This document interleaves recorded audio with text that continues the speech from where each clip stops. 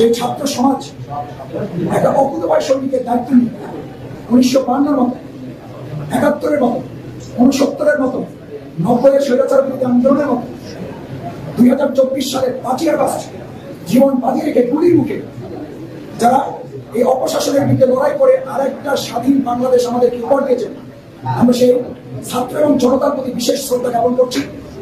আল্লাহ তাআলা তাদের অর্জিত এই নতুন স্বাধীনতাকে অর্থপূর্ণ এবং উন্নত একটা বাংলাদেশ গড়ার জন্য যেন আমরা কাজে লাগাতে পারি, আল্লাহ আমাদের তৌফিক দান করুন। সম্মানিত সাংবাদিক বন্ধুগণ, বাউফল প্রেস ক্লাবের সাংবাদিক হিসাবে আমি আপনাদের একজন ছোট ভাই, কারো কারো এখানে মুরব্বী আছেন, এদের কাছে আমি সন্তানের মতো। আমি বহুবার আপনাদের সাথে কথা বলেছি, দেখা করেছি। আলহামদুলিল্লাহ আজকে একটা ভিন্ন প্রেক্ষাপটে আপনাদের সাথে বসার সুযোগ হয়েছে। আমি প্রথমেই আপনাদেরকে অনুরোধ করতে চাই, আপনারা এই বাউফলের ইতিপূর্বে বিভিন্ন জুলুম শোষণ নিপীড়নের বিরুদ্ধে আমাদের এই বাউফল যে গরম সঙ্গীতের কিছু ভালো ভাইছেন ইতিমধ্যে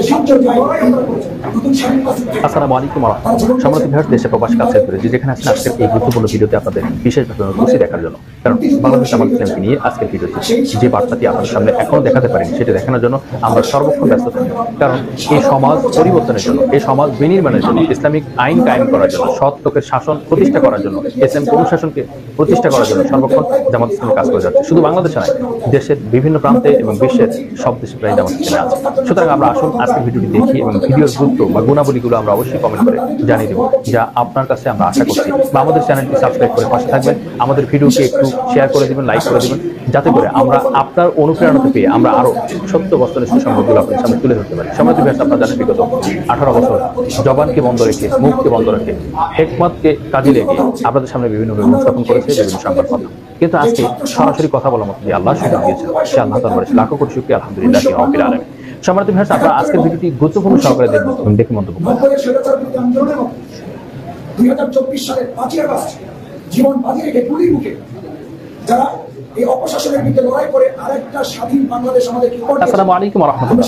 আসিফ মাহতাব, আপনারা জানেন ব্র্যাক বিশ্ববিদ্যালয়ের শিক্ষক, তিনি খণ্ডকালীন শিক্ষকতা করেছেন এবং তিনি বাংলাদেশের রচয়িতা যে বইয়ের যে বিশেষ বিষয়গুলো, কিন্তু সেটা নিয়ে কথা বলছেন এবং সেটা নিয়ে এমনভাবে জেন্ডার নিয়ে বা লিঙ্গ নিয়ে কথা বলছেন এবং শরীফাকে নিয়ে গল্প বিস্তারিত আলোচনা করতে গিয়ে তিনি বইকে ছিঁড়ে টুকরা টুকরা করেছিলেন এবং তিনি এই বিষয়টি উল্লেখযোগ্য করে মনে করেছিলেন যে বাংলাদেশের ভিতরে একটি মুসলিম রাষ্ট্র হিসাবে, ইসলামের কান্ট্রি হিসাবে কেন এই অবস্থা, কেন এই বইতে এগুলো লিপিবদ্ধ করা হচ্ছে, এর বিষয়ে তিনি প্রতিবাদ করে ভাইরাল হয়েছিলেন। তিনি কিন্তু যুক্তরাষ্ট্র থেকে বা কানাডা থেকে লেখাপড়া শিখে এসেছেন, তিনি ডিগ্রি লাভ অর্জন করেছেন, পিএইচডি করেছেন। সুতরাং সে আসিফ মাহতাব তিনি কিন্তু বাংলাদেশের জন্য একটি গৌরব উজ্জ্বল সম্মাননাময় একজন ব্যক্তি, যার কল্যাণ বাংলাদেশের মানুষই বুঝবে। সুতরাং আমরা তাকে কিন্তু বৈষম্য আন্দোলন করতে গিয়ে যে উচ্চ আওয়াজ দেখেছিলাম, ছাত্রদের সাথে তিনি সম্মিলিত হয়ে তিনি আরো শিক্ষককে ডাক দিয়েছিলেন বা শিক্ষকদেরকে ডাক দিয়েছিলেন যে আপনারা শিক্ষার্থীদের সাথে শিক্ষকরা সম্মিলিত হচ্ছে না কেন, আর কেন আপনারা এই আন্দোলনে শরীক হচ্ছে না, কি কারণে, কোন বিষয়ে তিনি কিন্তু শিক্ষকদের ডাক দিয়েছিলেন। এবং ইতিমধ্যে আমরা তাকে দেখতে পেয়েছিলাম যে বৈষম্য আন্দোলন বিরোধী কর্মকাণ্ডের সাথে তিনি জড়িয়ে তিনি সেতু ভবনে হামলা করেছেন, মাস্টার মাইন্ড ছিলেন বা বিটিভিতে হামলা করেছেন, সেই ধরনের বিভিন্ন অপবাদ দিয়ে মিথ্যা মামলা দিয়ে তাকে গ্রেপ্তার করা হয়েছিল এবং তাকে রিমান্ড দেওয়া হয়েছিল, তার প্রতি অকথ্য নির্যাতন করেছিলেন। এই বিষয়ে আসলে আমরা না বলে আমরা তার মুখ থেকে শুনতে চাই আসলে তিনি কি বলেছেন, কি ঘটনা ঘটেছিল এবং কি ভয়ঙ্কর একটি বিভৎসকর অবস্থায় তিনি ছিলেন এবং কাটিয়েছিলেন। তিনার যে বক্তব্য, তিনার যে নিজের মধ্যে থেকে যে উঠে আসা একটা ইতিহাস, সেটার ব্যাপারে আমরা জানবো। এবং তিনি যে কথাগুলো বলেছেন যে সবচেয়ে নির্যাতন করা হতো মাদ্রাসার ছাত্রকে, মাদ্রাসার শিক্ষককে, মাদ্রাসার হুজুরকে, এই ধরনের নির্যাতন বেশি করা হতো এবং কেন এই ইসলাম বিরোধী কর্মকাণ্ডে তারা জড়িত ছিল। বাংলাদেশের প্রত্যেকটি প্রশাসনিকভাবে, বাংলাদেশের প্রত্যেকটি কেন্দ্রে সরকারি, বেসরকারি এবং আধা সরকারি সাহিত্য দায়ী বলেন না কেন, সর্বক্ষেত্রে ইসলাম বিরোধী কর্মকাণ্ডের সাথে সবাই জড়িত ছিল। এরই ধারাবাহিকতা নাস্তিক, মুরতাদ এবং যারা ইসলামকে সবসময় বিভক্তি মনে করতো, তারা কিন্তু কথা বলতো। এখানে শাহরিয়ার কবি বলেন, মুরগি কবির বলেন, আর নিঝুম ঘুম মজুমদার বলেন, যেটাকে বলেন, সকলেই কিন্তু ইসলাম বিরোধিতার জন্য ওত পেতেছিল, উঠে ফুড়ে লেগেছিল। এই জন্য আপনাকে আজকের ভিডিওটি গুরুত্বপূর্ণ মনে করে দেখতে হবে। আপনাদের কাছে বিনীতভাবে অনুরোধ করবো আজকের ভিডিওটি দেখুন এবং মন্তব্য করুন।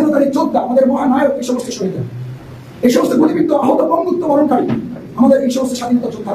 সুতরাং আজকে সাংবাদিক বন্ধুবান্ধব অনুরোধ করতে চাই যে আপনাদের মাধ্যমে আমাদের প্রিয় বাউফল ইতিপূর্বে শীর্ষরণ খেয়েছিল, আপনারা শান্তিপুরের একটা বাউফল বিনির্মাণে যে কলম শৈলী ভূমিকা পালন করেছেন, আজকেও সাহস করে আপনারা সেই ভূমিকা অব্যাহত রাখবেন, এই অনুরোধ আপনাদের প্রতি করে দ্বিতীয় যে অনুরোধটি করতে চাই। ইতিমধ্যে আমি শুনেছি এবং কথা বলেছি যে সাংবাদিকদের মধ্যেও যারা সাংবাদিকতা প্রফেশনালিজম, পেশাদারিত্বের দায়িত্ব পালন করেছে। সেই দায়িত্ব হয়তো কারো বিপক্ষে গিয়েছে, সেই দায়িত্ব পালন করতে গিয়ে হয়তো কারো লেগেছে, কারো হয়তো তার পছন্দ হয় না। এই কারণে আমাদের এই আলফারিয়ান কৃতি সন্তান, আমাদের প্রিয় ভাই ইমরান হোসেন সোহেল ভাই, ইমরান হাসান সোহেল ভাই, তাকে যারা আহত করেছেন, তার ঘর বাড়িতে যারা হামলা করেছেন সহ অলফারে যে সমস্ত ঘর বাড়িতে অগ্নিসংযোগ, লুটপাট হয়েছে, আমরা বিশেষ করে ইমরান হাসান সোহেল ভাই সহ এই সমস্ত ঘটনার তীব্র নিন্দা প্রতিবাদ জানাচ্ছি। বিশেষ করে সোহেল ভাইকে যারা লাঞ্ছিত করেছেন, তার পরিবারে যারা হামলা করেছেন, এটার জবাব আপনাদেরকে আজ হোক কাল হোক দিতে হবে। সেজন্য ভবিষ্যতে কলম সৈনিকদের যুদ্ধ লড়াই যদি থেমে যায়, তাহলে আমাদের কোন অধিকার এই সমাজে আর ভবিষ্যতে কেউ আদায় করা সাহস। সুতরাং আমি আশা করবো, আমি শফিকুল ইসলাম মাসুদ, আমার জামাতের নেতৃবৃন্দ, আমার ছাত্র শিবিরের নেতৃবৃন্দ জানাচ্ছি, আমার বিরুদ্ধে যদি আপনারা ন্যায়সঙ্গত কোন ত্রুটি আমাদের নিয়ে আপনারা লেখেন, আমাদের ব্যাপারে যদি আপনারা যৌক্তিক কোনো কথা তুলে ধরেন, আমি আপনাদের আশ্বস্ত করে গেলাম, আপনাদেরকে আমরা সেলুট করি, আপনাদেরকে আমরা ধন্যবাদ দেবো এবং এটা আপনারা চলমান রাখবেন। তাহলে কেবল একটা ব্যক্তি, একটা দল, একটা গোষ্ঠী, একটা সমাজ, একটা রাষ্ট্র, এটা একটা কাঠামো, একটা স্তম্ভ, সাংবাদিকতার গণমাধ্যমের জগৎ রাষ্ট্রের একটা মাধ্যম, এটা একটা খুঁটি, এটা একটা পিলার, এটা একটা মাধ্যম, এটা একটা স্তম্ভ। এই খুঁটিকে দুর্বল করে রাষ্ট্র বিনির্মাণ হবে না, কোন রাষ্ট্র উন্নত হবে না। সুতরাং সাংবাদিকদের উপরে হামলা একটা দেশের স্বাধীনতা, সার্বভৌমত্বের উপরে হামলা। আমরা আশা করি ভবিষ্যতে এই ধরনের প্রতিহিংসামূলক, এ ধরনের হীনকর কাজ, অন্যায় কাজ, এ ধরনের অন্যায্য কাজ আর কেউ করার দুঃসাহস দেখাবেন না বলে আমি আশা পোষণ করছি। সাংবাদিক ভাইগণ, তৃতীয় যে অনুরোধটুকু আমাদের কাছে করতে চাই, আমাদের প্রিয় গল্প, প্রাণের গল্প, আমরা একটা স্লোগান সবসময় দিয়ে থাকি, প্রত্যাশিত গল্প, কাঙ্ক্ষিত নেতৃত্ব।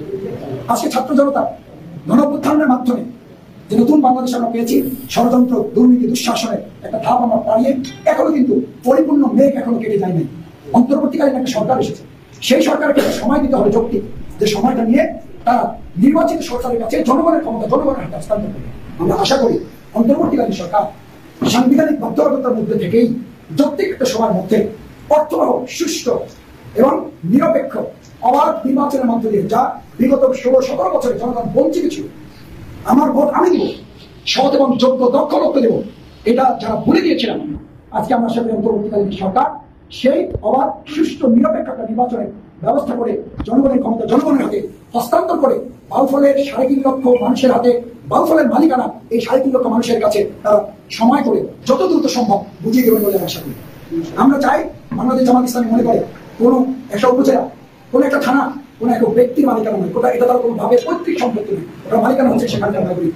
আমরা চাই 3.5 লক্ষ মানুষের মালিকানা 3.5 লক্ষ মানুষ বুঝে পায়, বুঝে পাওয়ার প্রথম ধাপ আমরা অতিক্রম করছি, পরবর্তী ধাপটাও যেন শান্তিপূর্ণভাবে কম সময়, যৌক্তিক সময়ের মধ্যে, সাংবিধানিকতা, আইনি কাঠামোর মধ্যে থেকে অন্তর্বর্তীকালীন সরকার সেটি বাস্তবায়ন করবে বলে আমরা প্রত্যাশা করি। চতুর্থ যে কথাটি আমি আপনাদের বলতে চাই, সংবাদ কর্মী এবং সংবাদ গণমাধ্যমে সম্মানিত সাংবাদিক বৃন্দ, আজকে যে বাংলাদেশে আমরা বসবাস করছি, সেই বাংলাদেশে একজন ব্যবসায়ী ব্যবসা করবে স্বাধীনভাবে, সেই বাংলাদেশে সংখ্যা দূর, সংখ্যা লঘু বলে কোনো কথা নেই।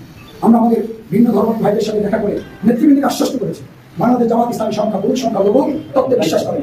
এই দেশের একজন নাগরিক যিনি জন্মগ্রহণ করছেন, তিনি দেশের একজন সম্মানিত মর্যাদাবান নাগরিক। তিনি যে ধর্মের হন, যে মতের হন, যে আদর্শের হন, যে চিন্তা, যে দৃষ্টিভঙ্গি হন, তিনি সম্মানিত মর্যাদাবান নাগরিক হিসেবে তার মর্যাদা তিনি পাবেন।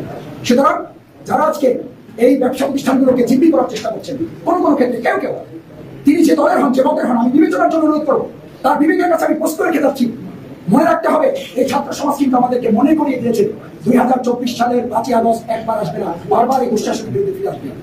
সুতরাং যে বা যারাই আমরা যে যেখান থেকে যে কারো ষড়যন্ত্রের হাতে পড়ে অথবা আমাদের প্রবৃত্তির কারণে আমরা যে অন্যায় পদক্ষেপগুলো গ্রহণ করছি, ব্যবসায়ীদেরকে আমরা জিম্মি করছি, দোকানপাটকে জিম্মি করছি, ভিন্ন ধর্মাবলম্বীদেরকে কোনো কোনো ক্ষেত্রে কষ্ট দেওয়া হচ্ছে, রাজনৈতিক প্রতিবেশী পক্ষ হিসেবে চিহ্নিত করে ব্যক্তি চরিতার্থ হাসিল করা হচ্ছে, আমরা এই তীব্র নিন্দা প্রতিবাদ জানাচ্ছি। অবিলম্বে যে যারা করছেন রাজনৈতিক দল মতে উদ্যোগে সম্মিলিতভাবে আমরা এটা বন্ধ করে শান্তিপূর্ণ নতুন একটা বাউফল আগামী দিনে আমরা তৈরি করবো।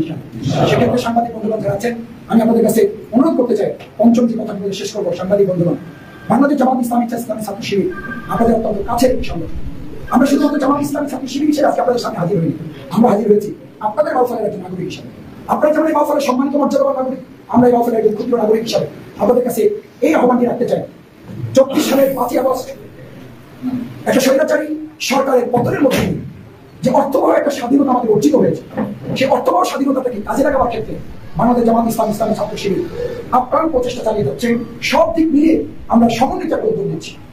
সেই উদ্যোগের অংশ হিসাবে সাংবাদিক হিসেবে আজকে যারা এখানে উপস্থিত হয়েছেন, আমি আপনাদেরকে আন্তরিক ধন্যবাদ কৃতজ্ঞতা জানাতে চাই যে আপনারা সবসময়, যখন অত্যন্ত দুঃসময় চলছিল, সেই সময় আমি যখন এই প্রেস ক্লাবে আসাটা আমার জন্য কঠিন ছিল, আপনারা জানেন আমার বিরুদ্ধে কয়েক শত মামলা সেই জালিম স্বৈরাচারী সরকার দিয়েছে। শুধু মামলাই দেয়, এই পাশে থানা আপনারা যারা আপনাদের মাধ্যমে দেশবাসী দিয়েছে যে আমার নামে শত শত ওয়ারেন্ট এই থানায় পাঠিয়ে দেওয়া হয়েছে।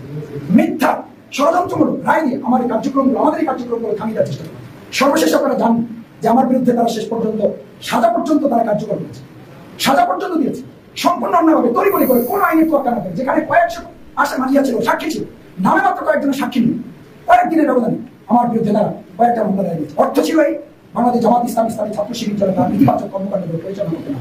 আমি এই প্রসঙ্গ জেনেছি এই কারণে যে সেই দুঃসময়েও আমি ছোটবেলায় শফিক ইসলাম মাসুদের পাশে, আপনারা চেয়ে আপনাদের পাশে আমাকে তারা সুযোগ আপনারা করে দিয়েছে।